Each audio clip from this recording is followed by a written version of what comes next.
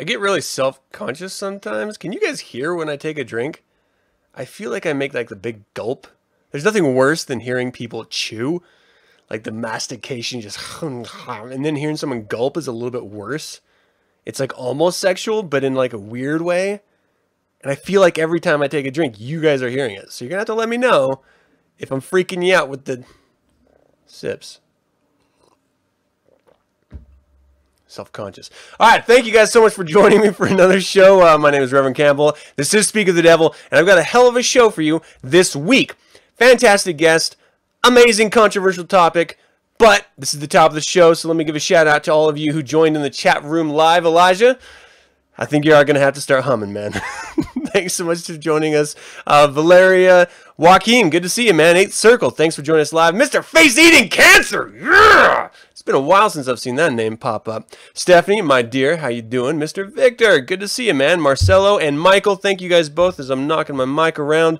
I'm already 2 sheets into the wind, working on my 3rd, so we're going to have a hell of a show here. So, without any further ado, Citizen Laura Hippensteel? What? Lauren Hippensteel? That's my name. Catherine Heichenstein? I haven't heard that name in 20 years. How are you, my dear? Doing well. How are you? Oh, fantastic. Thank you so much for joining me. You look fantastic as always. Thank you. Are you ready for this topic? A little bit. It looks like behind you, you're a little too obsessively ready for this topic.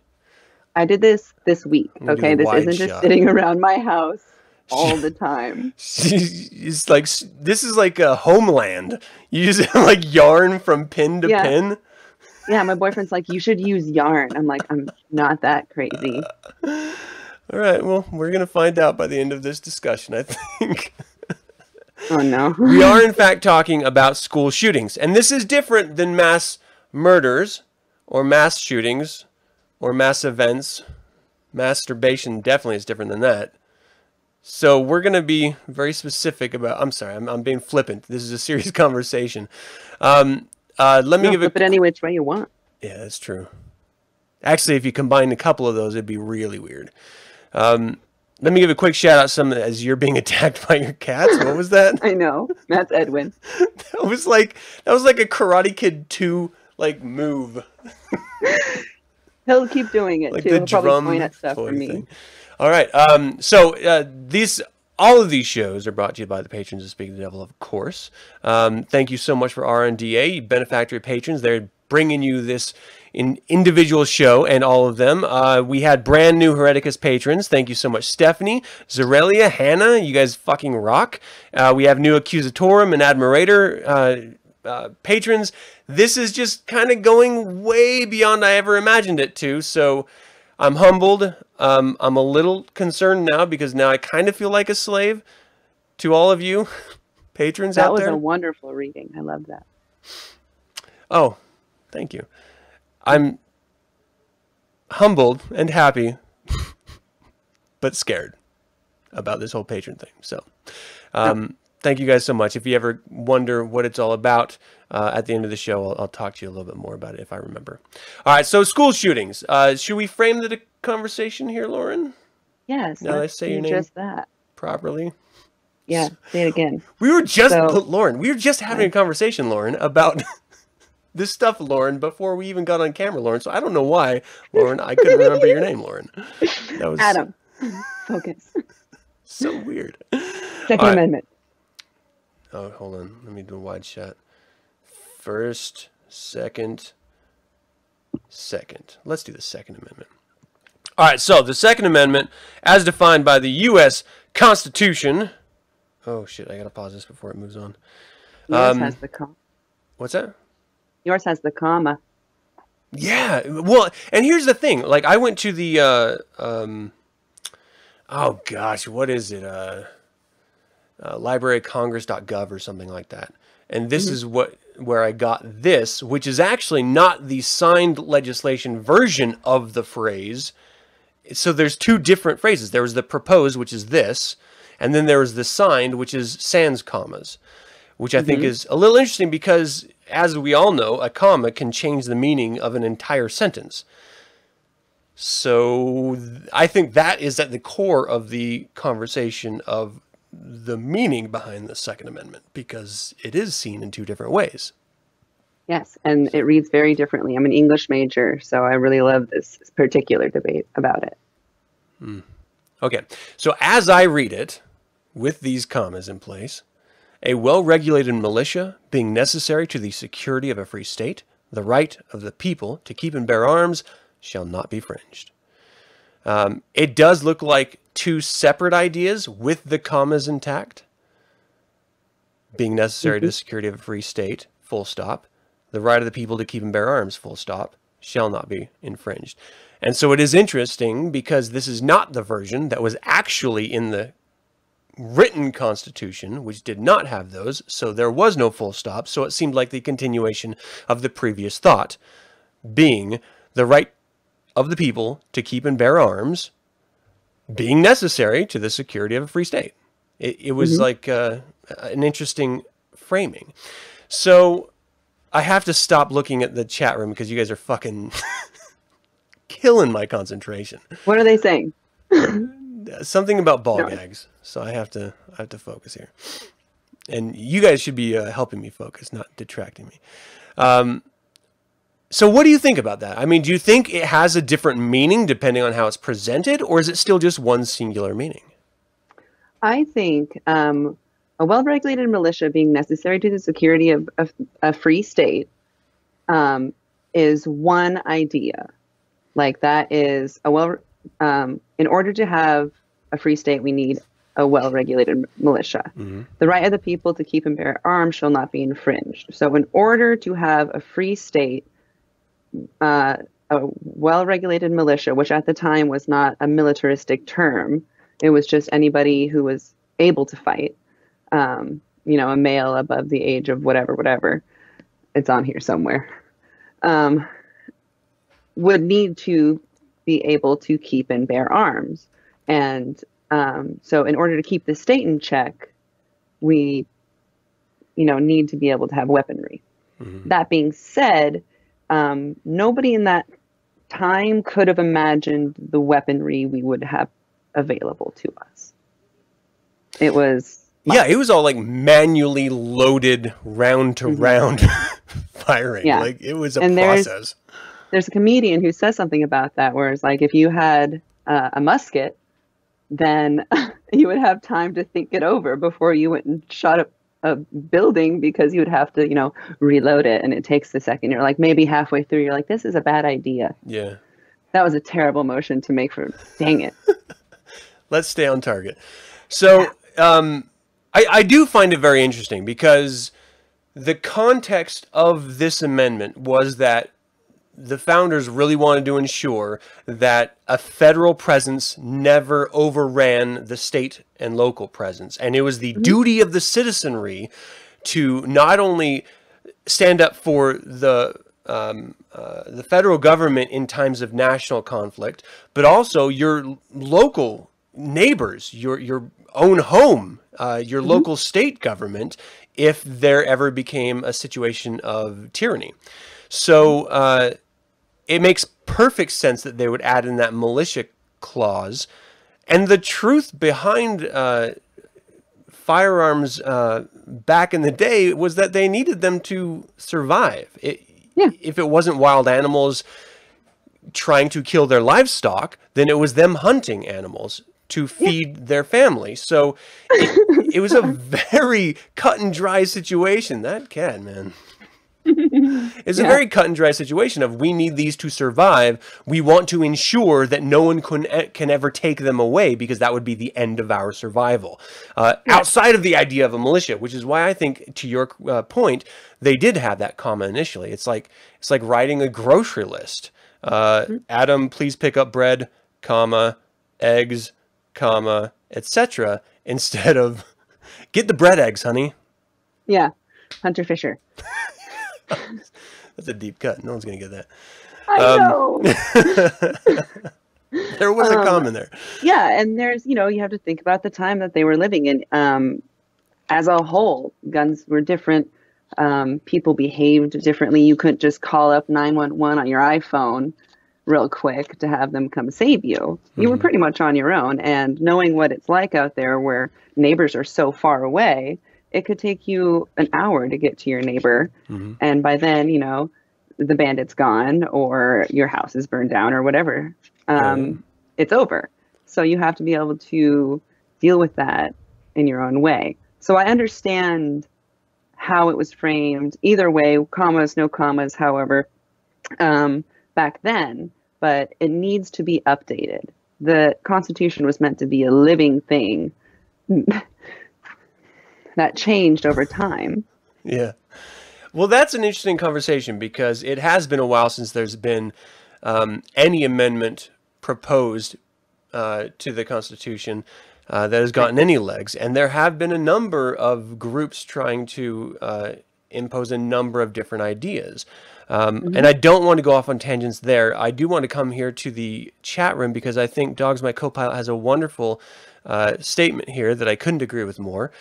It's a poorly constructed sentence. Yeah, totally it is. It's a shit.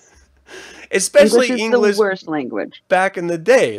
And it is slightly different. The context of how we converse is fundamentally different, especially if you're trying to talk to a ranching neighbor versus talking as a statesman.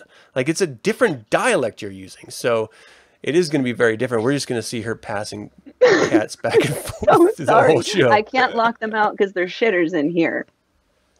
There's a lot of conversation here about knife collections saying otherwise. And here's the point. And this is something that's always really bothered me whenever you bring up a conversation about imposing limits on ownership to firearms, is they go to these hyperbolic examples of, oh, well, cars kill a lot of people. Are you going to ban cars or knives? You can just have a person run into a school with knives and do the same damage as they do with a firearm. And you're just a fucking idiot at that point because no. So when I was going to school in Lakewood, before I got to the high school, a kid came in with two big old kitchen, not want to say kitchen knives, not butcher knives, but they're the long ones that get smaller, the choppy ones. Like from Halloween. Yes, the Halloween knives. Came in with two of those. Went into a classroom of the girl he liked and basically said he was going to kill her and himself. Big old, not really standoff because he had knives. No one got injured. He got, I think, the help he needed. I was young. This was before I got to high school. But we heard the stories. And yeah, so if he had come in there with a gun, it might have been different. Guns are impersonal, easy to use, and fast. I mean, not as fast as Superman, but, whatever. I mean, see, that bullet was speeding too. So it was going faster than it should have been. No, to your point, I think that's wonderful because any school book could stop the knife. Any school book could not stop a firearm round speeding through it. Especially with the way they're designed. They're designed, the ones they're taking in, they're designed to not kick. They're designed to go fast and they're designed to kill. That's what they're supposed to do. They're guns, The Black House is asking, why isn't this right rewritten? Well, to change the founding document takes an act of Congress, and that is something that I don't ever see anyone ever doing. You're changing your founding documents. You can propose a constitutional amendment, which then has to be ratified by, I think it's 2/3 of the states. But again, that is very, very difficult to do in a divided United States, which has always been. So that's why we need to wrap Ruth Bader Ginsburg in bubble wrap, because right now it's really the judiciary's branch, The judicial judiciary. branch. It's their job to kind of interpret what we have, and probably will never change until they're like, oh wait, this mega old document maybe isn't right anymore for the times we're living in. So I'm glad you brought that up, because I do find it very interesting that the understanding through law, the legal understanding of the Second Amendment, has always been from its writing to, I'm sorry, I'm looking at my date, 2008, as being understood to mean a well-regulated militia has the right to bear arms. And it wasn't until District of Columbia v. Heller, 554 U.S. 570 in 2008 that it changed. And that's very recent, like much more recent than I think people fundamentally understand. And that changed, meaning held that the Second Amendment protects an individual's right to possess a firearm unconnected with the service in a militia for traditionally lawful purposes such as self-defense within the home, and that Washington, D.C.'s handgun ban and requirement that lawfully owned rifles and shotguns be kept unloaded and disassembled or bound by a trigger lock violated this guarantee. It also stated that the right to bear arms is not unlimited and that the guns and gun ownership would continue to be regulated. So I found that very interesting, that it didn't even have any reference until 2008. Yes. And from a legal standpoint, it was always just rhetoric from the NRA or from right-wing gun enthusiasts. I like to call them gun and God adorers, because I love me putting some rounds down range, but I don't have a hard-on for it. So I do see a difference in mentality. I'll go shoot a gun. It's fun. But we just, in Washington, just passed a law. I can't believe you're going to your wall. I'm doing a wide shot again. This is great. Her notes are literally on her wall. This is like 7. Teacher. I'm used to having a board. What's in the box? What's in the box? Got my pens. I'm ready. There's more papers. Holy shit. Trees are crying everywhere. Study, not worship. Yeah, okay. So we just passed a law where you have to take an enhanced background check, take a training course, and wait 10 business days after a purchase. I-1639 will also enact a storage law. Gun owners who don't secure their firearms with devices such as a trigger lock or safe could be charged with gross misdemeanor or felony community endangerment crimes for allowing prohibited people such as children to access and display or use weapons. People are saying it doesn't address the root cause, but God, it's something, you know? It's someone's trying something. There was a comment in the chat room about, is the stream about school shootings or the Second Amendment? You cannot have one without the other. We're leading up to the conversation. If we don't have a solid understanding of the laws in place, we can't truly have a conversation about the issues carried out under said law. It is access. I give people my credentials too for why I think I should be talking about this. Well, let's do that. I'm a teacher, so that's one side of it. Actually, today I ran a shooter drill with my students. We have our own building, so what happens is we'll be normal day in class, and I'll just randomly go shooter, and I go and I check all the doors. One kid turns off the lights, and the rest go up the stairs through the theater and into the booth. So there's 4 doors between outside and us, and then we hang out for a bit. Once they're quiet, we go back down. So I've had the training on all that. I'm a teacher. It's something I'm scared of, honestly, every day to go to work sometimes. And I'm like, okay, well, maybe this is it, especially after it happens, because they, tend to group. People get ideas. On the gun side of it, my dad worked for the USDA Predator Control in Pennsylvania, Washington, Wyoming, Utah, Colorado, Montana, possibly. I know we definitely worked in those states, but that might have been through private stuff. He was a tracker, long range. His longest shot of a non-moving target is 1,000 yards. Moving is 800. Yeah, he's very good, and I've been tagging along for a long time, so I've learned. And while I don't like killing animals, there was reasons for it then. You know, people's livestock getting killed, all that kind of stuff, which I'd be happy to go into, but that's not what this is about. My grandparents hunt. I've gone hunting. I've gone clay pigeon shooting, and I'm very good at it. And so I know what I'm talking about. And just so people know what side I'm on, it's a little bit of both.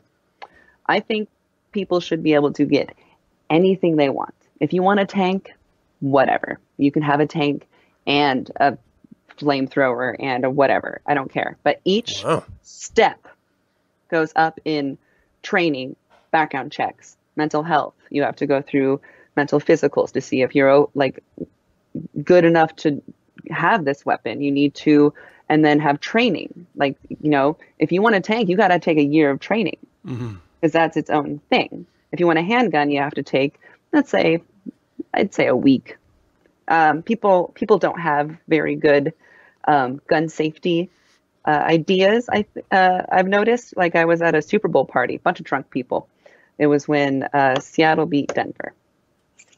I think that was it. Whatever, it was that game. And this woman is holding her baby, talking about the gun she has in her purse, a little pink pistol, and she takes it out and just starts showing everyone and just like waving it around like it's whatever. And I just take this baby, who's got to be 3 months old, and I just walked away. I put a couple walls between us. I was like, let's go watch the game, baby. Because, like, I don't care if she shoots the adults in there who are watching her stupidity. Me and this baby are leaving. Yeah. Hell yeah. So that's where I come from. It's interesting, and I don't want to get to that side of it for me yet. I want to sort of dive down this rabbit hole of statistics here a little bit more. I want to give a quick shout out to Mr. Face Eating Cancer, who says children should be taught to always make friends with the lonely, nerdy kids. That way, if they decide to shoot the schools, they will spare you. Flippant comment, but it seems like there may be a little bit of truth in there somewhere. All right, so the realities behind school shootings is buried within mass murderers. Mass murder partially, because the ones we hear about traditionally are students going onto a campus or going into a school and unloading and then offing themselves or being offed by the police or becoming apprehended or something. But the truth behind the statistics of school shootings is slightly different. According to Gun Violence America and Everytown, I'm sorry, I quoted that wrong.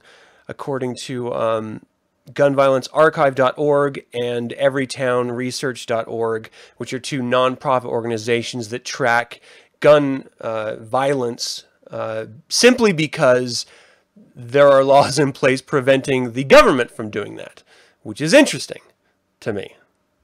Strange. So there are third parties that are doing these tracking, and their statistics pretty much match up, especially modern day. It's easy because it's everywhere. But it collects data from the government, from private institutions, education centers, law enforcement, and firsthand accounts.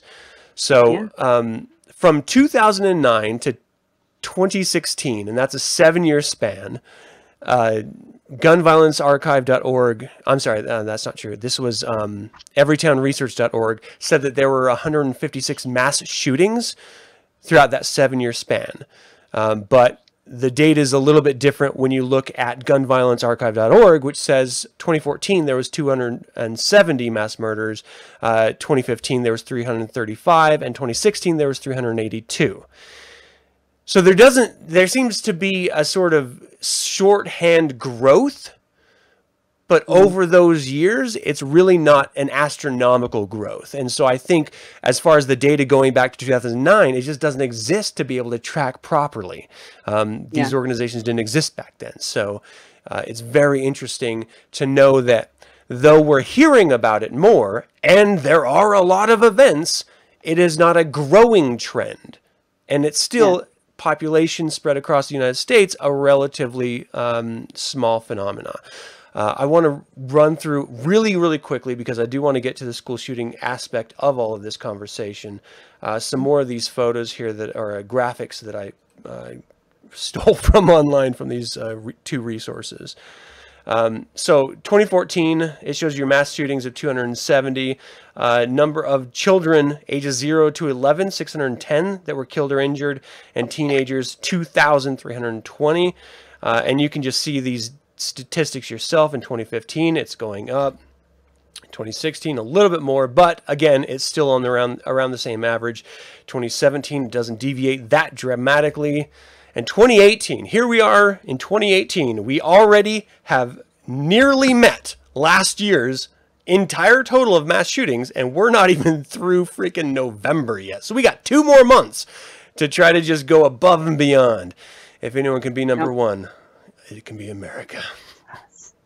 Gotta be number one at something. And I want to show some other graphs here. And this is just sort of raw data, visual statistics. This is not going to show you the numbers, but it's going to show you the visual impact. This is all gun violence, all incidents in 2018. These are the number of deaths of those gun violence incidents. Of course, you can be injured without being murdered by a firearm. A little bit less. Number of children killed or injured, much less. Mass shootings, much less than that. So the context of this conversation is not going to be hyperbolic, stating that there is the only problem in the world stems from school shootings and every bit of mass murder is school shootings. That's just not the reality of it. And in fact, gun violence is much more pervasive than the context of school shootings. We have to be realistic. I mean, in fact, I was just looking on school shootings data. There were a total of 65 school shootings reported on school campuses in 2017.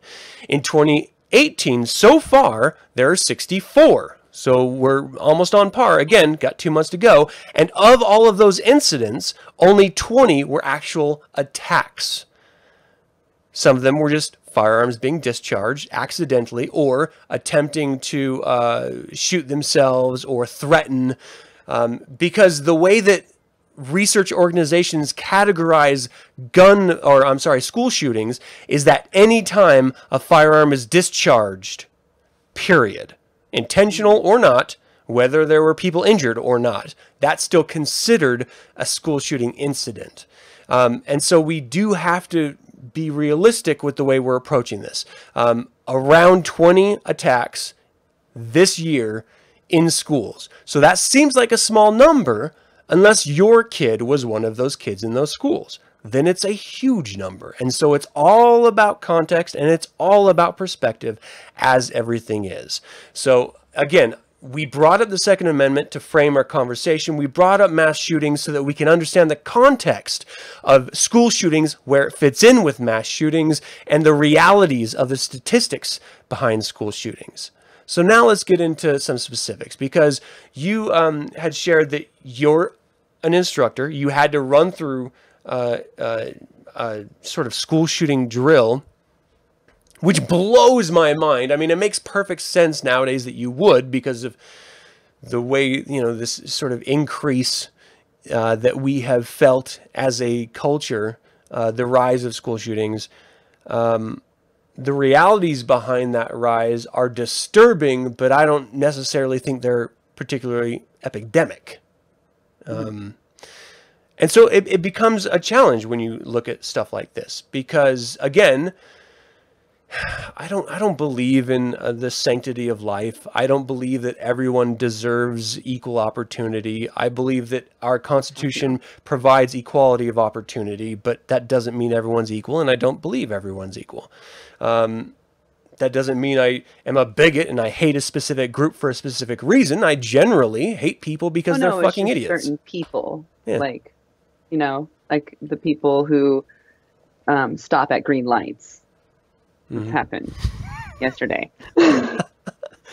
I hate that. What's worse is when they slow down, so you think they're going to stop, so you stop, but they just ease through and speed up. You're just like, motherfuck! I just lost all my momentum. Okay. Yeah, so there was a question in the chat room, but it was answered by the chat room. I find it interesting because I hate the idea of children being shot down by other children, or worse, It's children sad. being shot down by adults. You think of this as only happening in third world countries, you know, where they're Yeah. striving for clean water. You don't think of this in the context of North America or the United States of America. You know, we have this image of what we are, and the reality just doesn't live up to that image, which I think is interesting. So now put yourself in it. You know, you're a teacher. You have to go every day and teach these children as normal, knowing that literally at any moment someone could come in with some sort of weapon, doesn't have to be a gun, and try to kill these children that you love. And it could very well be one of the children that you love. And you do. You love them. You love every single one, even the one that emailed me a little bit ago and was like, do you want me in your class? Because it seems like you don't. I do. And I care about you deeply. And last year, the students walked out on the Parkland shooting, that whole mass walkout. We did that. And they asked for people to speak out. And one kid did, and then not one adult did. And I was like, are any of the teachers going to say anything? So I did. I told them, I'm like, I haven't been here for maybe a couple months, but I will protect each and every one of you. And I know that maybe goes against like the whole satanic philosophy of protect yourself, but I would dive in front of a bullet for any one of my students. Any one of them. I want to make sure that, because I think that's an interesting comment you just made, and I want to make sure that the way I interpret and communicate Satanism isn't confused, because I definitely don't see it's an individual decision. Yeah. We don't say because they're children and you are not a child, hence you must de facto sacrifice yourself. We don't believe in that.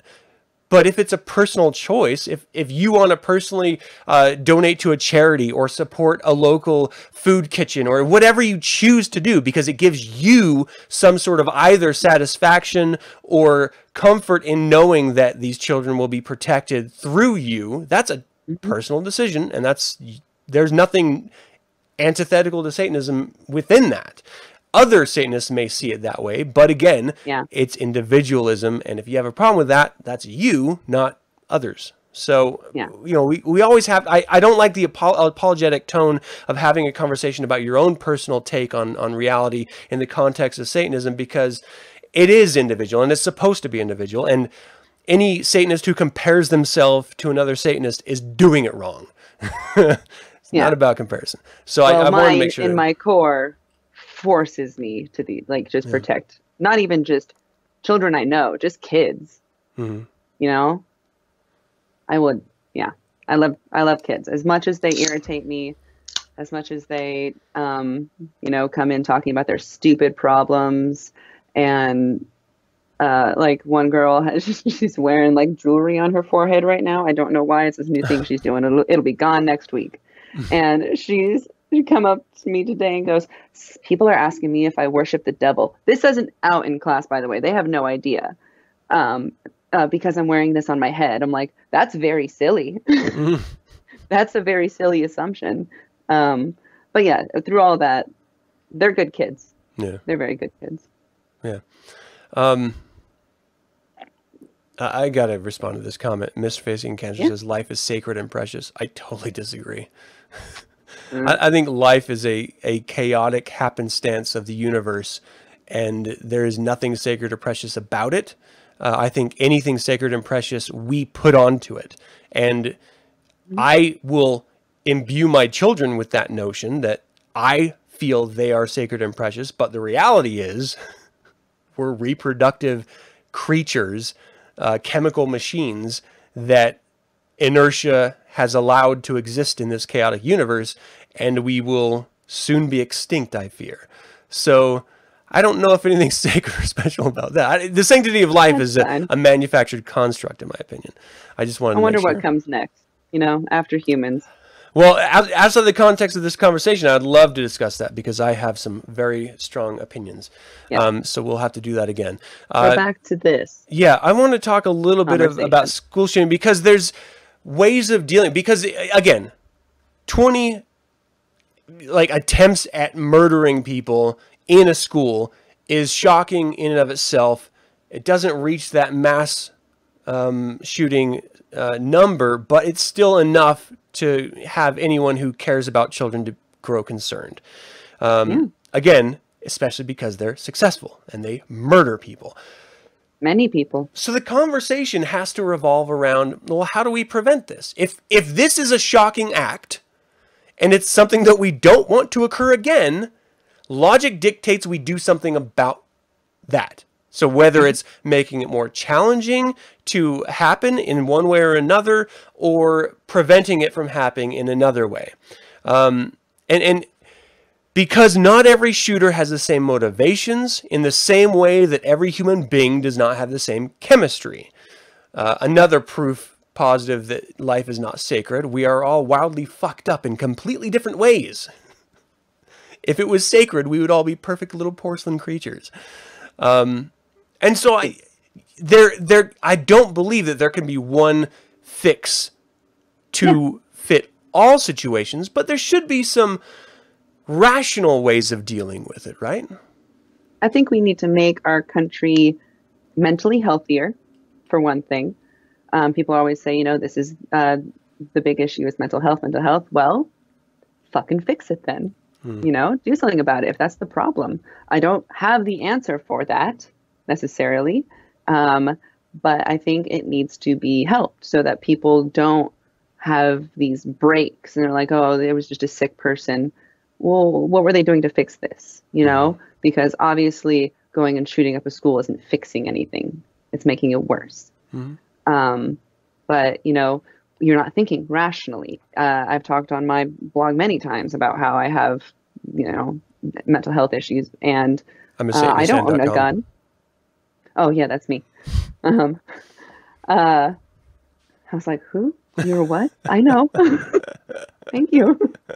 But mental health, I think, is a big, big factor. We need to get healthier in our brains as a country. And I think if that, doesn't work, maybe we do need to take a look at the gun laws and fix those. And if that doesn't work, then you know what? Fine, take them away. And that's going to make people go crazy. But if we have things set up in place, we've given you chances, I'm taking away the problem. And the problem, the answer is not to put our children into prisons when they come to school. Nobody wants that.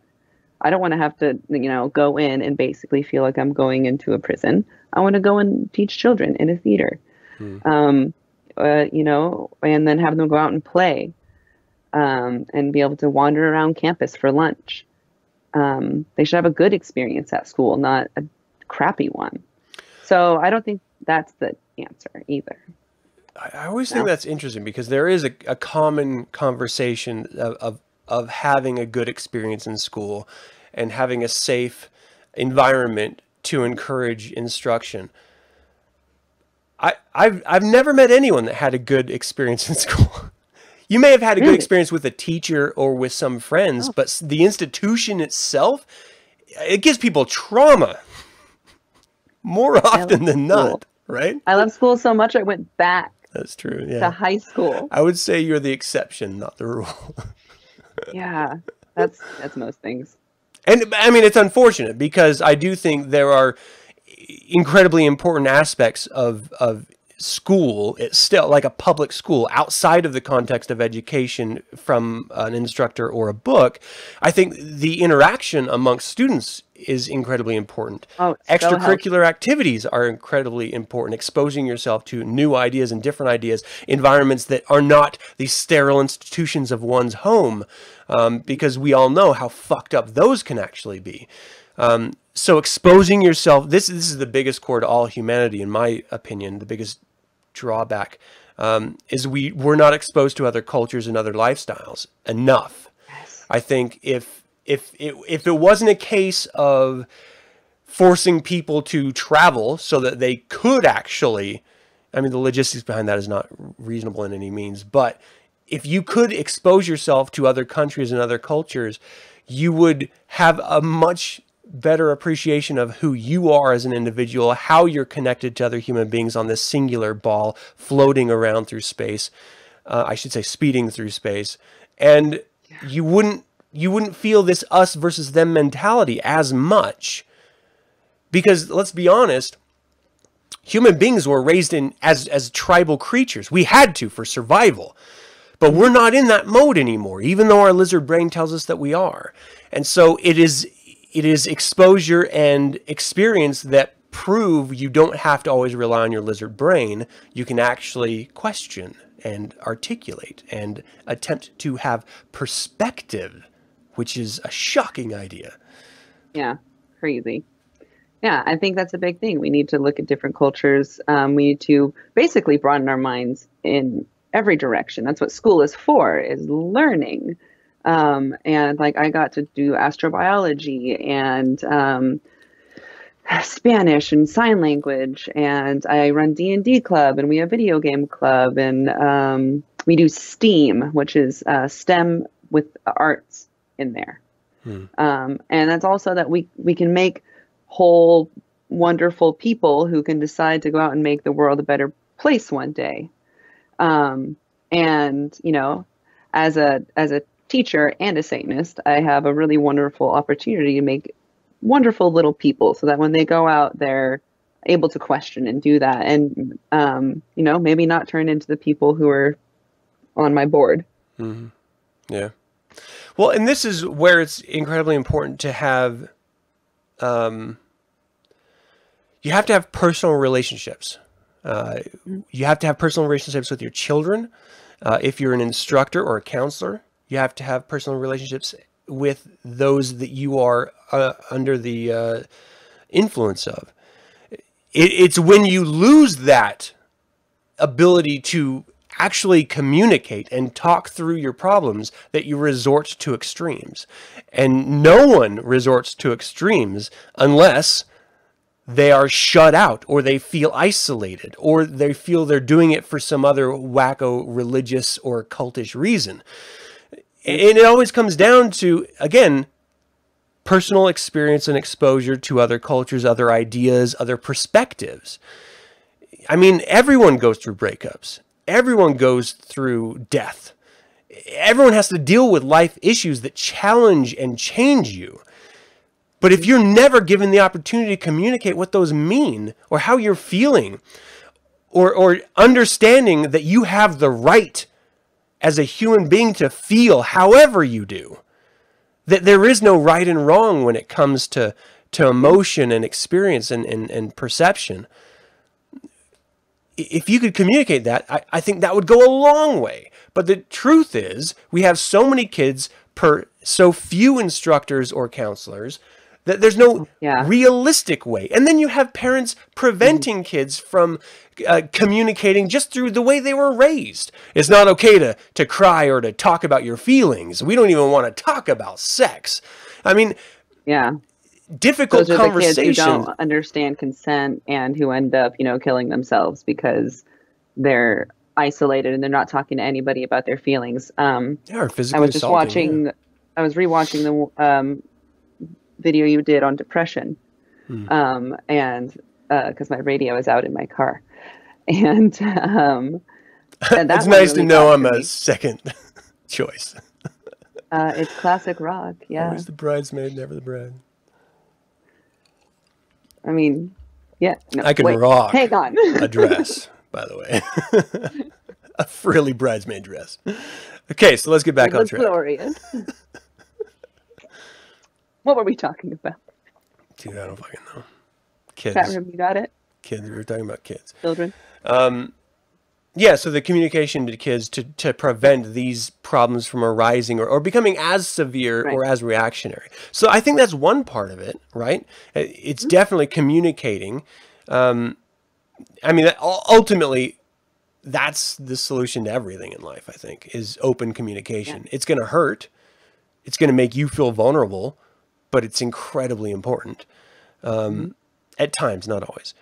And that's what students need to do is they need to have somebody who they can say, hey, I'm having these feelings. This is what is coming into my mind. I can't stop thinking about, shooting the school or whatever it is. Um, I need to do something about it before it blows up. Everyone's felt depressed and probably in high school too. But I Especially, mean, yeah. the worst I did was yell at a teacher. And then it was caught and I got the treatment I needed because I could talk to my mom and I couldn't really talk to my counselor because they put me in Catholic counseling for some reason. And they were like, so you need to find God. And I'm like, nah, that's not going to happen. So, I talked to my grandma and my mom and a teacher who I really trusted. And that's why I wanted to become a teacher, is because I wanted to be that person for just one kid, even if it's just one kid who betters their life because they had somebody to talk to. That's wonderful. I don't even need to teach kids theater, They're probably not going to go on and be a lighting designer like I am. I want to respond to a comment in the chat room. 8 Circle says you can only do so much for children at school. What about the ones that have those issues at home? I would make the argument that the ones with the issues at home need to be addressed in school more than ever because they don't have any other outlet. But to the point of the core of that, that cannot be the single solution. As with everything that we're talking about, there is no one solution to any of this. And so we cannot take a singular reactionary approach. We have to really sort of widen our perspectives and think of maybe a third side, which might entail multiple avenues of approach. It's called differentiation. That's what we do in schools when kids have different ways of learning, or some grew up in a household where they don't know how to read. So they come into 8th grade not knowing how to read. And we have to, differentiate them between the other students. And so I think everybody needs that, especially in mental health, fixing whatever the underlying problem of this is somehow. It's different for everybody. I'm not going to take the same therapy that you would take or that Elijah would take. Right. I do want to talk about some other avenues that could potentially help, because the truth is there's no way to reach every child. And inevitably, some children are either going to be pushed out of the institution for establishment reasons. Maybe they have development problems and teachers are just going to push them through the system because they don't have the time, funding, or desire to spend the extra time and attention. Or maybe the parents don't know that it's a disability to begin with and they just think their kid's stupid and they chalk it up to that. There's a lot of reasons why kids fall through the cracks. The reality we have to accept is they do. Try to not make that happen, but it happens. And so when you do have a kid who is ostracized or feels ostracized or alone and feels like there's no way to interact with other human beings, and so the only pain they feel is something that they want to share or push onto others, how do we prevent them from getting a hold of tools of mass destruction? Firearms. You got to have better laws or lock them up. Be responsible. Responsibility of the responsible, man. Like, you have a weapon. Lock it up. Keep the ammo. Do you think that, okay, so because parents are responsible for their children, should parents be charged if their child commits a school shooting act of murder? There's got to be something.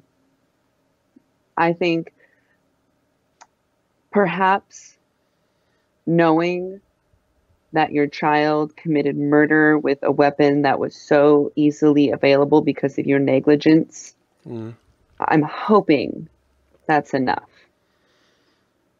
In actuality, maybe not. Maybe they should take away your guns for maybe 6 months, whatever. A certain amount of time, you get your toy taken away. I keep saying toy like they're petulant children. That's how they're seen by some, though. It's very much a toy. It's not a tool. Sometimes, but growing up in my household, it's always loaded, and it's always about to fire. It's dangerous. Even BB guns, like, don't point that at me. Yeah, you'll shoot your eye out. Not fun. Yeah, exactly. I did that musical. That's awesome. Yeah, so there should be some repercussion. I don't necessarily maybe think a fine, because money is difficult.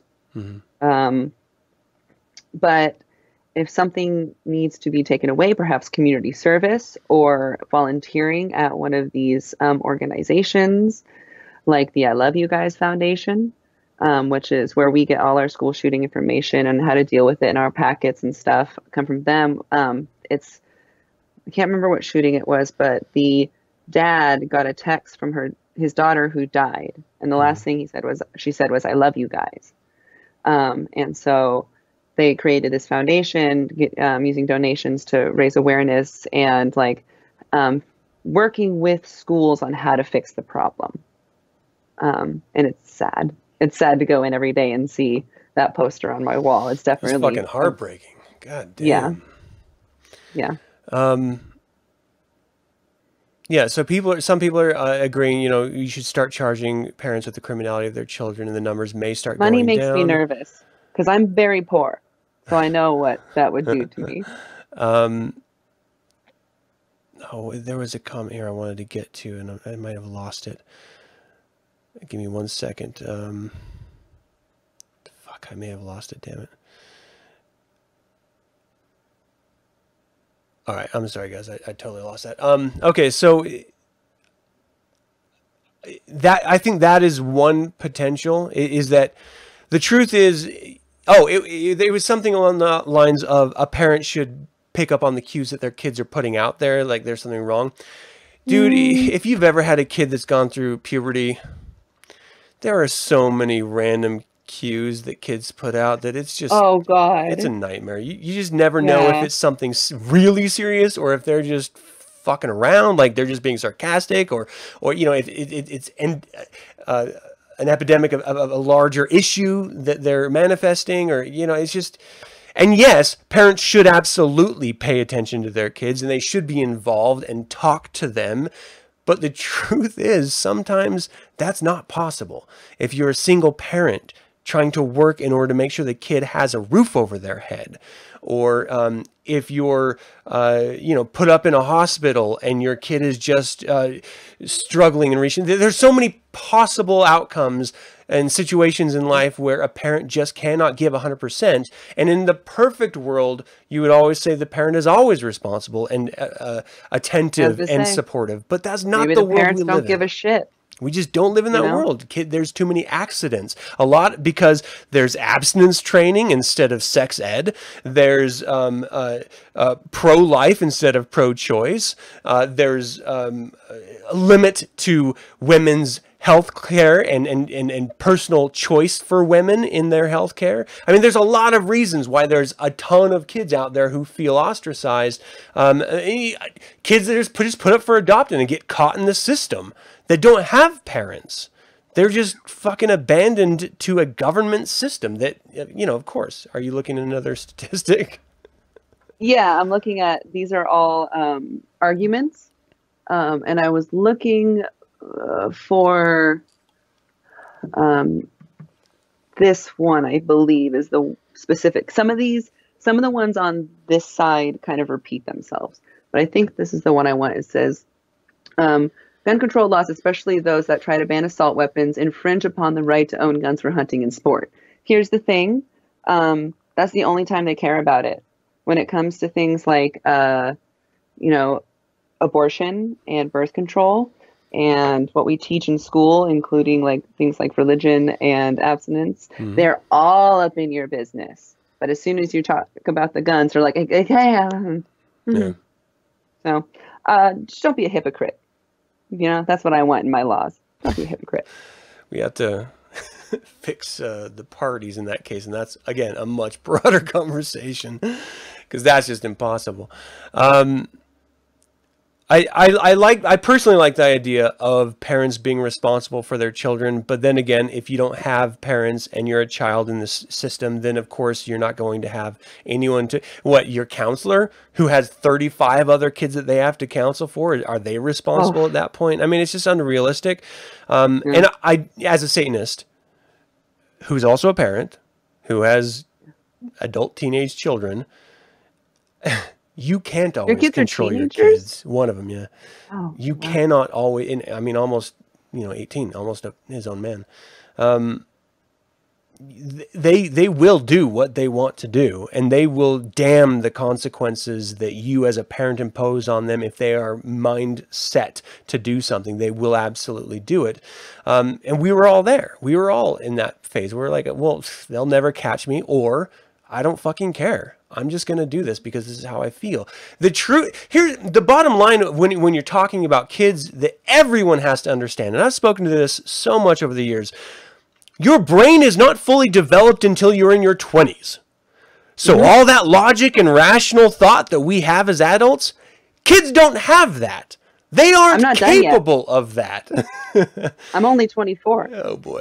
I mean, it's not even possible to expect them to understand the complexities of life like a full-grown adult does. Now, there are exceptions to the rule, as with everything, but the majority of children out there are not going to be on the same level as adults. And so rational thought like all kids should feel the same way or all parents should treat kids the same way. I just mentioned earlier, our bodily chemistries are dramatically different. Yeah. In the same family, they're different. You have more of a chance of having the exact same DNA with someone across the globe than next door. That's a fucking reality. And so we can't pretend like we're all the same or we can treat all issues the same. The truth is, we are random, chaotic synapses firing in a vacuum of space. So in that context, we have to take a multi-directional approach. So yes, one is trying to communicate with kids. One is limiting access to firearms. And if you can do that through a family structure and a responsible gun owner structure, all the more fucking power to you. I would much teach them. You got to teach them how to be safe with it. And then here's the other thing. You got to teach the parents how to be safe. Just because you're an adult doesn't mean you know how to be safe. I've known too many adults that I don't think should be living that own firearms. Like, it's just, we've all run across these fucking automaton, mouth-breathing human adults all around the world that are doing stupid things, saying stupid things, making stupid decisions on an hourly basis. That should not exist. And to be quite honest, again, I'm not a proponent of sanctity of life. If they didn't exist, the world would be better for it. And you can make the argument that I'm one of them. And I would accept that. But my point is... 5. Oh, shit. Not you. You're not one of them. Right, okay. Oh, wait. Unless you're in my D&D group, then maybe. Shit. Which other 5? Oh, fuck. And so, we always have to take a realistic approach. So when we're talking about adults, there's too many stupid adults. My point of going on that adult rant. We should actually, have instruction in order to own a firearm. You shouldn't be able to just say, I haven't had a crime. I don't have any mental problems. I would like to buy a gun and here's my ID. You shouldn't be able to do that. Okay. You can't do that for a car. Why the fuck should you be able to do that with a firearm? I've never understood that. Because the Constitution doesn't protect your right to own a car. Because they didn't have cars back then. That's a fucking stupid, Nor AK-47. Stupid. Yeah, I hate these stupid arguments, these false comparison arguments that these fucking idiots have. And they always bring up the same ones. And the truth is I had my son go to a firearm safety training class with my wife. We don't have firearms in my house. I don't feel the need to have firearms in my house, and I'll tell you why. There are more deaths from accidental accidental murders in the house than someone trying to break in or someone murdering you, or even all of those mass murders you saw on that chart. There are many, many more deaths. Okay, can you tell us what that is? This is the bad dogs with guns. How do I? graph. I don't know if you can. I'm trauma biased, and it's backwards. Okay. So you can see how many dogs have shot people. These are actual And how many- canines who have accidentally shot Florida. human beings. This is WAPO, so it's not just like Wikipedia. She just shat on my my research, by the way. I did. That's bananas! And so that's why I don't Yeah. have a firearm in my house. I love my family. I don't want them to accidentally kill themselves or one of their friends or me, so I don't have it in the house. But I will take them to a gun range, have them be instructed by a professional in proper handling of firearms. So if they make the decision to, in their own adult lives, own firearms, they'll have a responsible way of Or handling if they're them. just around one. Yeah, yeah. If they're at one of their friends' house or something. It just Yeah. drives... So, My biggest thing is people always say self-defense, right? Defending your home, defending your family. So I have, and I wish I would have brought it down, a big fake battle axe, but it looks real enough to be on stage. It was from when I did Shrek the Musical, and I had to make it. It's beautiful, and it looks pretty good. So my plan is, if anyone breaks into my house, is I'm grabbing it, taking off all my clothes, and running at them screaming, because you are not going to mess with a naked lady who's screaming at you with a battle axe. this kind of that's hot to me, but I mean, just, You know, like if you're breaking in somewhere and that comes running at you yeah. in the No, darkness, I understand your point. Yes, I would. you're getting run. out of there. I'd be like, what the fuck? And then later, I would just be like, oh, that was kind of hot. Wait, what house was that? Yeah, no, that would be terrifying. Absolutely. Yeah, and that's a point brought up by Amy. I don't know if you guys know, Amy's my sister in the chat room. She was saying she has knives, screama, I don't even know what the fuck that means, tasers, axe, one gun throughout the house. Different weapons work best in different scenarios. The gun is in a gun case. I think that's fantastic. Her husband has a concealed carry.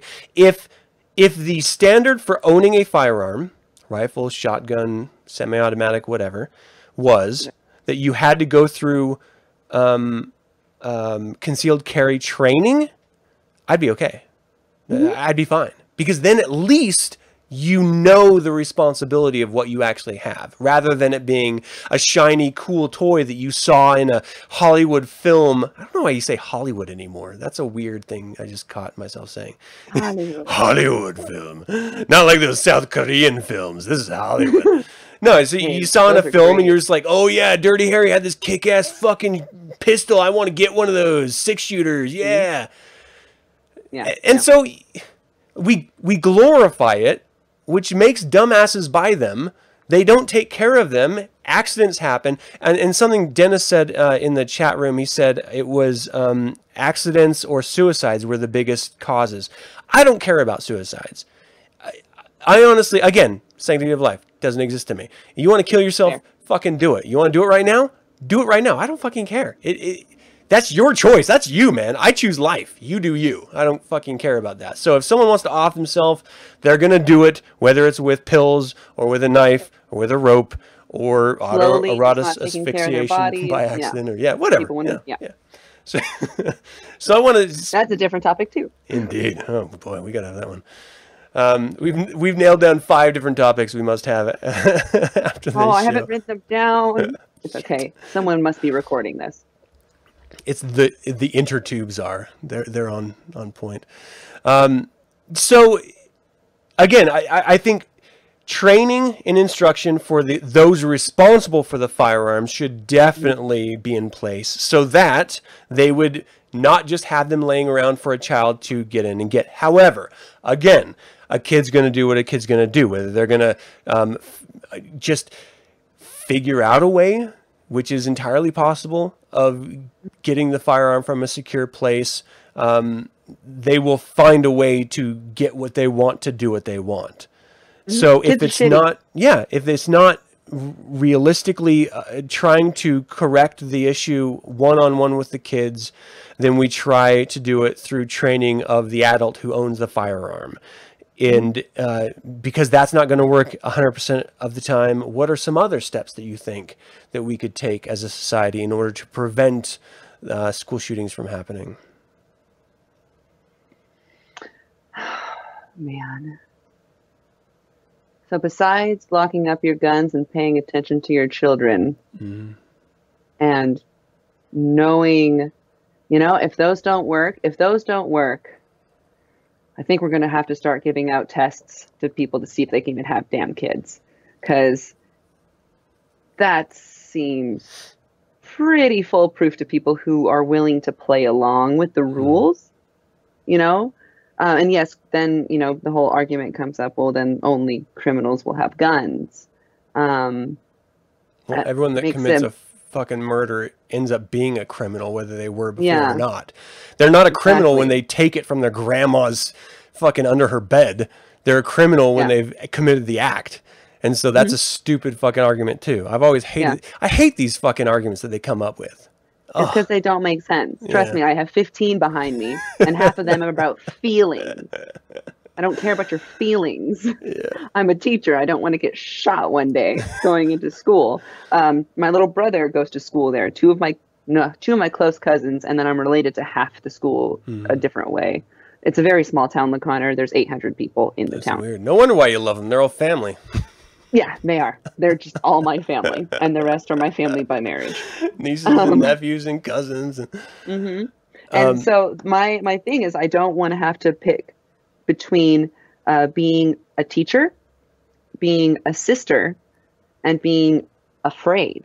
Because I don't want to die. I don't want to get shot. I don't want them to die. I don't want them to get shot. So I don't have the answers. I have the questions and the numbers. And the worry. So somebody can help me fix it. This isn't going to do it, and it's going to take a lot of time. But until then, God, let's just hope that I don't go into school next week and get shot. That'd be fucking terrible. So we've already hit our sort of time wall here. I would like to try to close down the conversation, maybe in a less extreme way of you going to school next week and getting shot.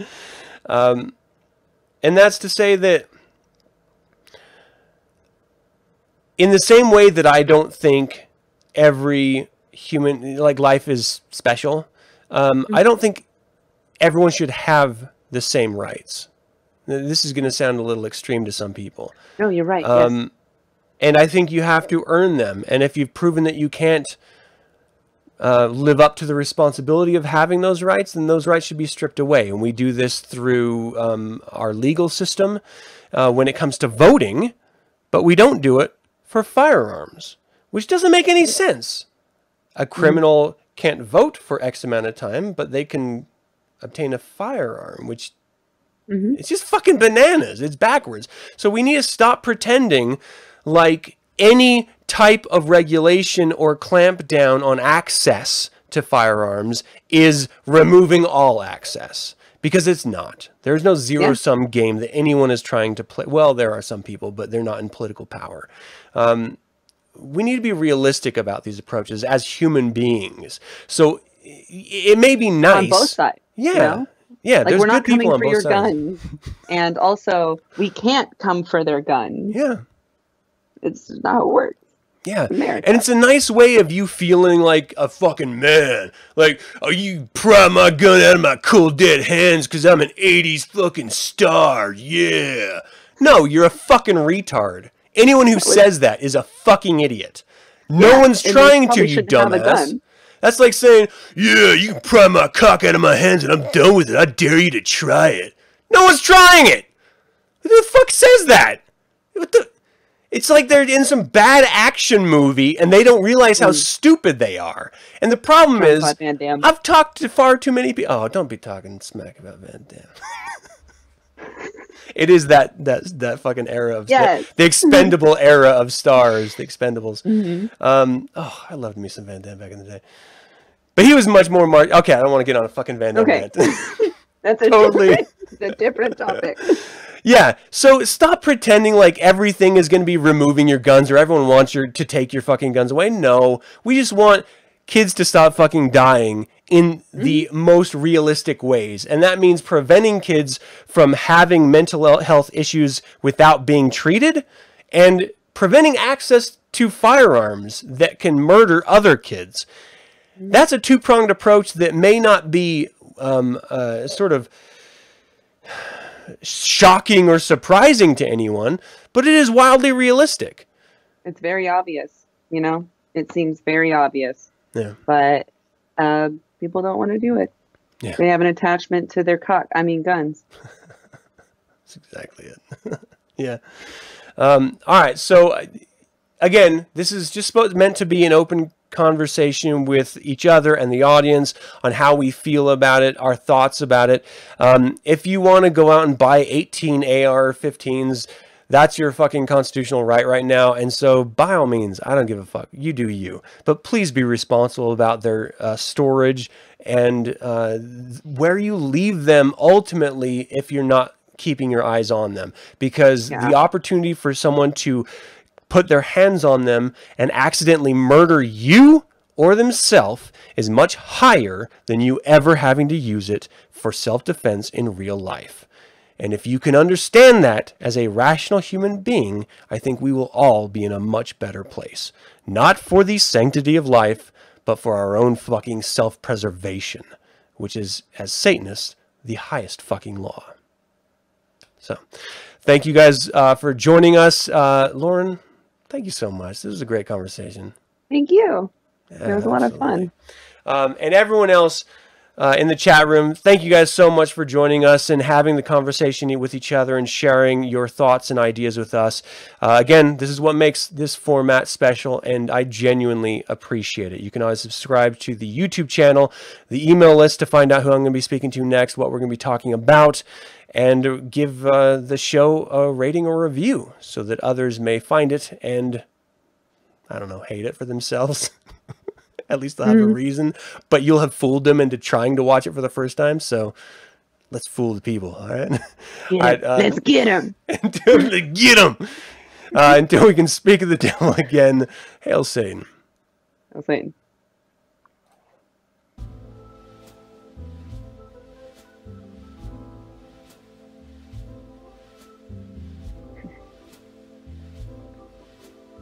You're not laughing at my weird face, sorry.